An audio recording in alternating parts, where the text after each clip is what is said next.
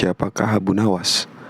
Tokoh yang dianggap badut, namun juga dianggap ulama besar ini. Sufi, tokoh super lucu yang tiada bandingannya ini aslinya orang Persia yang dilahirkan pada tahun 750 Masehi di Ahwaz, meninggal pada tahun 819 Masehi di Baghdad. Halo, hai semuanya, selamat datang di Bacain Dong. Bantu channel ini berkembang dengan like, komen, subscribe, dan share. Semoga video ini bermanfaat untukmu. Selamat mendengarkan. Setelah dewasa, ia mengembara ke Basra dan Kufah. Di sana ia belajar bahasa Arab dan bergaul rapat sekali dengan orang-orang Baduy padang pasir. Karena pergaulannya itu, ia mahir bahasa Arab dan adat istiadat dan kegemaran orang Arab. Ia juga pandai bersyair, berpantun, dan menyanyi. Ia sempat pulang ke negerinya, namun pergi lagi ke Baghdad bersama ayahnya. Keduanya menghambakan diri kepada Sultan Harun al-Rashid, Raja Baghdad. Mari kita mulai kisah penggeli hati ini. Bapaknya Abu Nawas adalah penghulu kerajaan Baghdad bernama Maulana. Pada suatu hari, bapaknya Abu Nawas yang sudah tua itu sakit parah dan akhirnya meninggal. Abu Nawas dipanggil ke istana. Ia diperintahkan Sultan Raja untuk mengubur jenazah bapaknya itu sebagaimana adat Syekh Maulana. Apa yang dilakukan Abu Nawas hampir tiada bedanya dengan Kadi Maulana, baik mengenai tata cara memandikan jenazah hingga mengkafani, menyolati, dan mendoakannya. Maka Sultan bermaksud mengangkat Abu Nawas menjadi Kadi atau penghulu menggantikan kedudukan bapaknya. Namun, demi mendengar rencana sang sultan, tiba-tiba saja Abu Nawas yang cerdas itu tiba-tiba nampak berubah menjadi gila. Usai upacara pemakaman bapaknya, Abu Nawas mengambil sepotong batang pisang dan diperlakukannya seperti kuda. Ia menunggang kuda dari batang pisang itu sambil berlari-lari dari kuburan bapaknya menuju rumahnya. Orang yang melihat menjadi terheran-heran dibuatnya. Pada hari yang lain, ia mengajak anak-anak kecil dalam jumlah yang cukup banyak untuk pergi ke makam bapaknya. Dan di atas makam bapaknya itu, ia mengajak anak-anak bermain rebana dan bersuka cita. Kini semua orang semakin heran atas kelakuan Abu Nawas itu. Mereka menganggap Abu Nawas sudah menjadi gila karena ditinggal mati oleh bapaknya. Pada suatu hari, ada beberapa orang utusan dari Sultan Harun al-Rashid datang menemui Abu Nawas. "Hai Abu Nawas, kau dipanggil Sultan untuk menghadap ke istana," kata wazir utusan Sultan. "Buat apa Sultan memanggilku? Aku tidak ada keperluan dengannya," jawab Abu Nawas dengan entengnya seperti tanpa beban.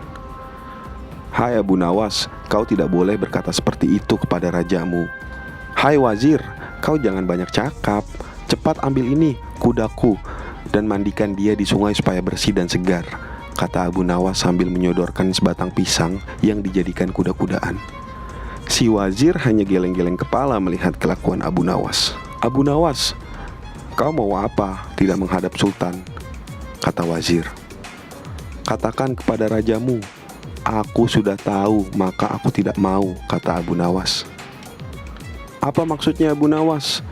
tanya wazir dengan rasa penasaran. "Sudah, pergi sana, bilang saja begitu kepada rajamu," sergah Abu Nawas sembari menyaruk debu dan dilemparkan ke arah si wazir dan teman-temannya.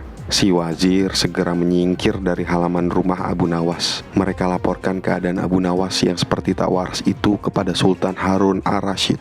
Dengan geram Sultan berkata, "Kalian bodoh semua, hanya menghadapkan Abu Nawas kemari saja tak becus. Ayo pergi sana ke rumah Abu Nawas, bawa dia kemari dengan sukarela ataupun terpaksa." Si wazir segera mengajak beberapa prajurit istana dan dengan paksa Abu Nawas dihadirkan di hadapan raja.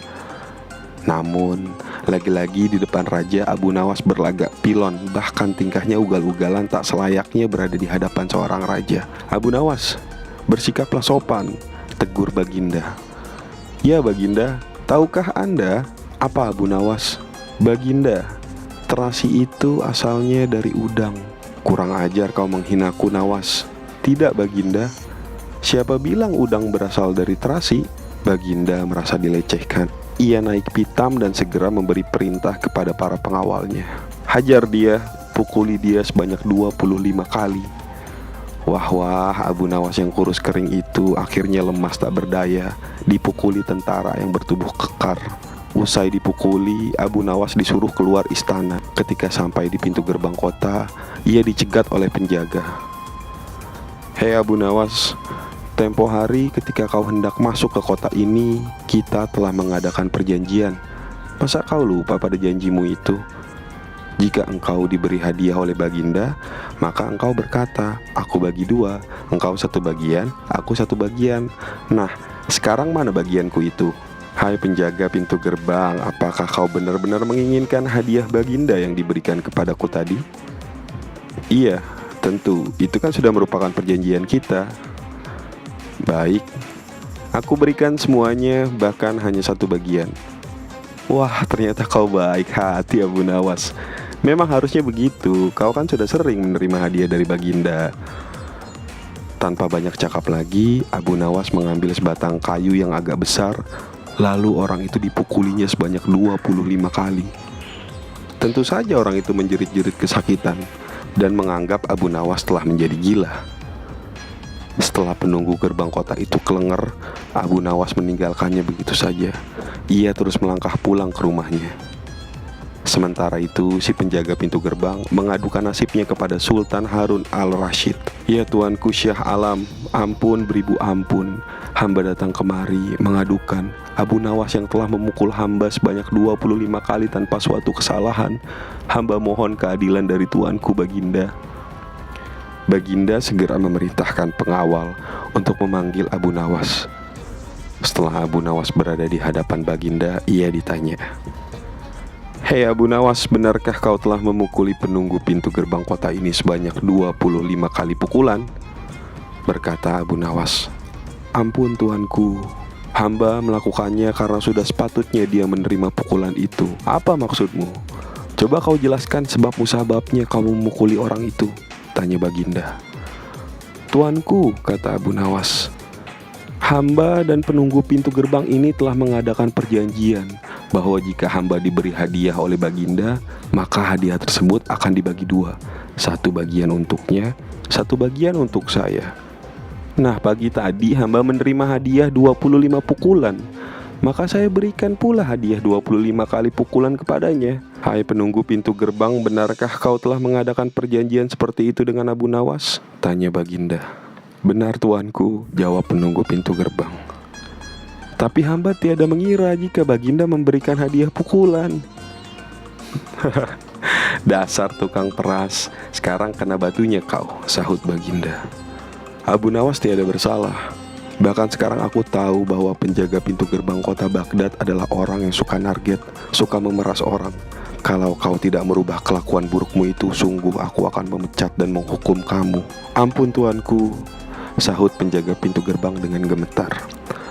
Abu Nawas berkata, "Tuanku, hamba sudah lelah, sudah mau istirahat, tiba-tiba diwajibkan hadir di tempat ini. Padahal hamba tiada bersalah. Hamba mohon ganti rugi, sebab jatah waktu istirahat hamba sudah hilang karena panggilan Tuanku. Padahal besok hamba harus mencari nafkah untuk keluarga hamba." Sejenak Baginda melenggak, terkejut atas protes Abu Nawas. Namun tiba-tiba ia tertawa terbahak-bahak. "Hahaha, jangan khawatir Abu Nawas." Baginda kemudian memerintahkan bendahara kerajaan memberikan sekantong uang perak kepada Abu Nawas. Abu Nawas pun pulang dengan hati gembira. Tetapi sesampainya di rumah, Abu Nawas masih bersikap aneh dan bahkan semakin nyentrik seperti orang gila sungguhan. Pada suatu hari, Raja Harun al-Rashid mengadakan rapat dengan para menterinya. "Apa pendapat kalian mengenai Abu Nawas yang hendak kuangkat sebagai kadi?" Wazir atau Perdana Menteri berkata, "Melihat keadaan Abu Nawas yang semakin parah otaknya, maka sebaiknya Tuanku mengangkat orang lain saja menjadi kadi."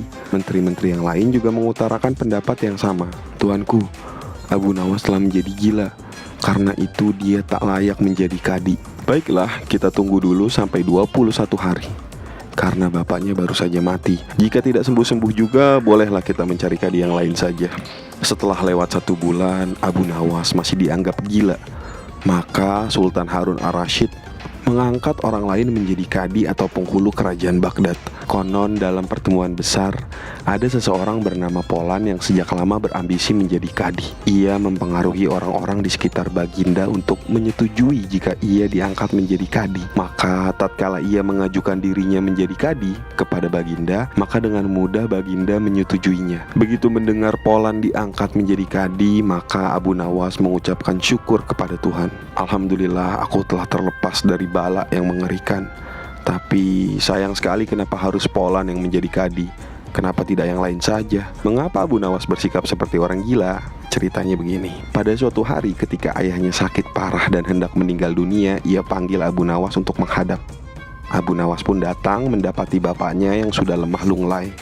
Berkata bapaknya, "Hai anakku, aku sudah hampir mati. Sekarang ciumlah telinga kanan dan telinga kiriku." Abu Nawas segera menuruti permintaan terakhir bapaknya. Ia cium telinga kanan bapaknya, ternyata berbau harum, sedangkan yang sebelah kiri berbau sangat busuk. "Bagaimana anakku, sudah kau cium?" "Benar bapak." "Ceritakanlah dengan sejujurnya, baunya kedua telingaku ini." "Aduh pak, sungguh mengherankan. Telinga bapak yang sebelah kanan berbau harum sekali, tapi yang sebelah kiri kok baunya amat busuk." "Hei anakku Abu Nawas, tahukah apa sebabnya bisa terjadi begini?" "Wahai bapakku, coba ceritakan kepada anakmu ini," berkata Syekh Maulana. "Pada suatu hari datang dua orang mengadukan masalahnya kepadaku. Yang seorang aku dengarkan keluhannya, tapi yang seorang lagi karena aku tak suka maka tak ku dengar pengaduannya. Inilah resiko menjadi kadi. Jika kelak kau suka menjadi kadi, maka kau akan mengalami hal yang sama. Namun jika kau tidak suka menjadi kadi, maka buatlah alasan yang masuk akal agar kau tidak dipilih sebagai kadi oleh Sultan Harun al-Rasyid. Tapi tak bisa tidak, Sultan Harun-Rasyid pastilah tetap memilihmu sebagai kadi." Nah, itulah sebabnya Abu Nawas pura-pura menjadi gila hanya untuk menghindarkan diri agar tidak diangkat menjadi kadi. Seorang kadi atau penghulu pada masa itu kedudukannya seperti hakim yang memutus suatu perkara. Walaupun Abu Nawas tidak menjadi kadi, namun dia sering diajak konsultasi oleh sang raja untuk memutus suatu perkara. Bahkan ia kerap kali dipaksa datang ke istana hanya sekedar untuk menjawab pertanyaan baginda raja yang aneh-aneh dan tidak masuk akal.